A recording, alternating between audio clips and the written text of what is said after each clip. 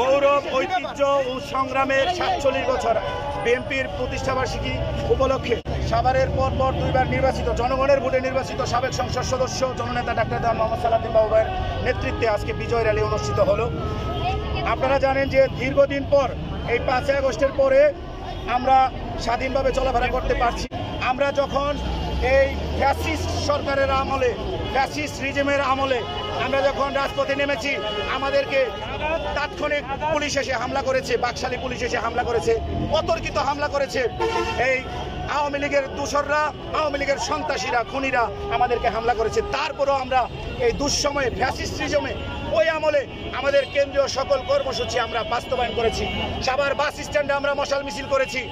আমরা রাজপথে থেকে দুর্বার আন্দোলন গড়ে তুলেছি, দামি নির্বাচন বর্জনের দাবি জানিয়েছি। আমরা আন্দোলন সংগ্রামে সক্রিয় ছিলাম ঢাকা জেলা উত্তর ছাত্রদল, এবং আগামী দিনেও যদি দলের প্রয়োজনে আমাদেরকে আন্দোলন সংগ্রামে রাজপথে থাকতে হয়, বুকের শেষ রক্তবিন্দু দিয়ে হলেও আমরা রাজপথে থাকবো ইনশাআল্লাহ। আপনারা জানেন সবচেয়ে বেশি আন্দোলন সংগ্রাম এই ফ্যাসিস্ট আমলে দীর্ঘ ১৬-১৭ বছরে আন্দোলন সংগ্রাম সবচেয়ে বেশি সাভার আসলে আমরা গড়ে তুলেছি ঢাকা জেলা উত্তর ছাত্রদল। আমরা অসহযোগ আন্দোলন গড়ে তুলেছি, কিন্তু আমাদের অনেক ভাইদেরকে গ্রেপ্তার করা হয়েছে, গুম করা হয়েছে, গুলি করা হয়েছে, অনেক ভাইদেরকে আমরা হারিয়েছি। তারপরও আমরা দমে যাইনি। আমরা আগামী দিনেও রাজপথে থেকে আমাদের দলের যে কোনো নির্দেশনা বাস্তবায়ন করব। আমরা এই বাকশালী স্বৈরাচার সরকারকে, হাসিনার সরকারকে পতন ঘটিয়েছি জুলাই আগস্ট বিপ্লবের মাধ্যমে, এবং এই জুলাই আগস্ট বিপ্লবে সবচেয়ে বেশি শহীদ ও আহতের সংখ্যা এই সাভার আশুলিয়ায়।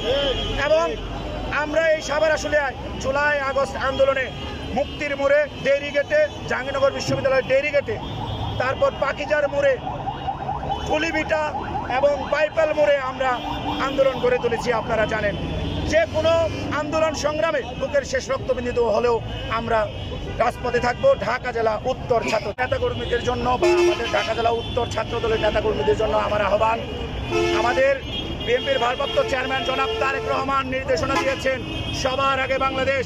সুতরাং আমাদের বাংলাদেশের জনগণের কথা চিন্তা করে, বাংলাদেশের কথা চিন্তা করে আমাদেরকে দেশনায়ক জনাব তারেক রহমানের নির্দেশনা অক্ষরে অক্ষরে পালন করতে হবে। কোনো প্রকার দখলবাজি, চাঁদাবাজিতে সম্পৃক্ত হওয়া যাবে না। আমরা সাম্য, মানবিক বাংলাদেশ দেখতে চাই।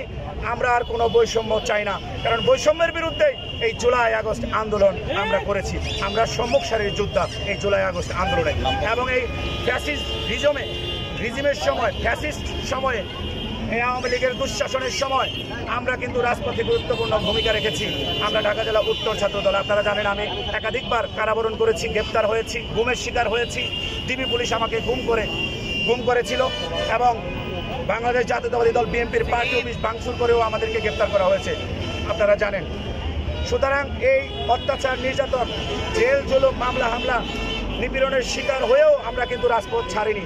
আমাদের নেতাকর্মীদের উদ্দেশ্যে আমাদের বার্তা, আমাদের রাজনীতি দেশের জন্য, জনগণের জন্য, জনগণের চাওয়া পাওয়া পূরণ করে আমরা রাজনীতি করব। জনগণের পাশে আমরা রয়েছি এবং জনগণও বিএনপির পাশে রয়েছে, এটাই বার্তা। এবং আগামী দিনের বাংলাদেশ হবে সাম্য, মানবিক একটি বাংলাদেশ।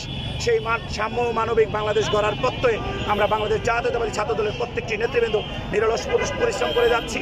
এবং আপনারা জানেন বাংলাদেশ জাতীয়তাবাদী ছাত্র দল মানবিক সংগঠন, এশিয়া মহাদেশের মধ্যে সর্ববৃহৎ সংগঠন।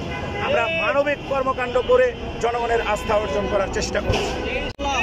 আমরা আশা রাখি অবাধ, সুষ্ঠু, নিরপেক্ষ নির্বাচন হলে আগামী দিনে বিএনপি সরকার গঠিত হবে, এবং বিপুল ভোটে এই ঢাকা 19 আসন থেকে ডাক্তার দেওয়ান মোহাম্মদ সালাউদ্দিন বাবু ভাই জয়যুক্ত হবেন ইনশাআল্লাহ।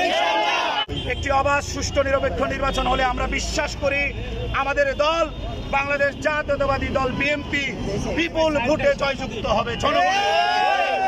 এবং আমরা এটাও ঘোষণা দিচ্ছি, আগামী নির্বাচন অবশ্যই অবাধ, সুষ্ঠু, নিরপেক্ষ হতে হবে। দিনের ভোট রাতে হবে, সিল মেরে ভোট নিয়ে যাবে ওই হাসিনার সরকারের মতো, ওই বাকশালী সরকারের মতো, সেটা আমরা হতে দেব না।